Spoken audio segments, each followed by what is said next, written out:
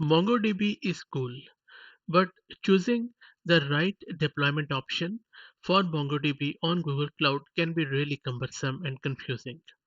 In this video, my aim is to introduce you to this decision tree through which you can decide which MongoDB edition should you use. Should you be using MongoDB Atlas or MongoDB Community Edition? So just to recap, MongoDB is available on Google Cloud Marketplace in two flavors, Community Edition and Atlas. The Community Edition version is free, open source, and it's an infrastructure as service model database that offers a flexible document data model along with support for ad hoc queries, secondary indexing, and real time aggregations to provide powerful ways to access and analyze your data. Whereas MongoDB Atlas is a fully managed cloud database that handles all the complexity of deploying, managing, and MongoDB database deployments on Google Cloud. In my opinion, if you are unsure, then go with MongoDB Atlas because it is very scalable and very easy to manage.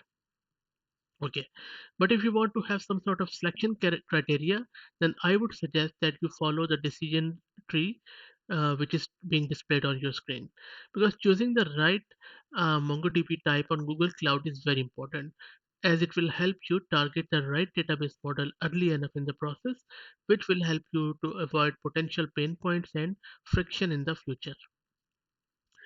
Generally speaking, you look at five criterion when you are selecting the MongoDB type, which includes our monitoring, automation, backup, optimization, and security.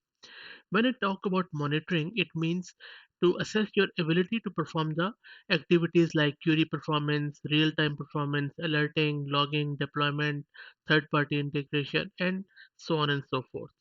When we talk about automation, it means fully managed API, CI/CD, health checks, configuration management, drifts from the best practices, events handling, and few other things. When you talk about backups, then you need to understand to assess your ability to perform the backup related activities like backup and scheduling of it, restoration, and then retention. When we talk about optimization criteria, it means to assess your ability to optimize the activity like query performance, elastic scalability, native sharding, capacity auto scaling, and self healing. Last but not least, the criteria is security, which assesses your ability to perform the activities like end-to-end data protection with pre-configured security feature for authentication and authorization. Then we have end-to-end encryption, network isolation, role-based access management, and lot of other things.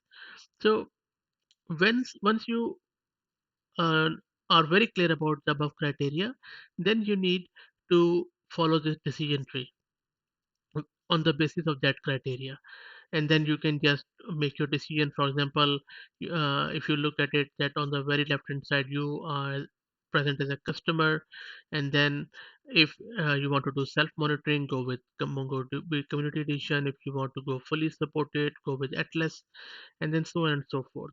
If you closely look at it, the difference is very simple. If you want fully supported, go with Atlas. If you want to manage it or manage most of the things by yourself, go with community edition. So then one misconception I want to clear is about costing. There is a misconception that deploying Atlas on Google Cloud is more expensive than managing MongoDB on cloud, which is community edition. There is some upfront cost on Atlas deployment, but it is very worthwhile to highlight that in the long run, Atlas will be the most cost effective options for deploying MongoDB workloads on Google Cloud. So I hope that you found it useful. If you are looking to deploy MongoDB on Google Cloud, again, if it is a production system, I would highly suggest go with MongoDB Atlas. If you have any feedback or experience with this MongoDB on Google Cloud, please put it in the comment section. Thank you.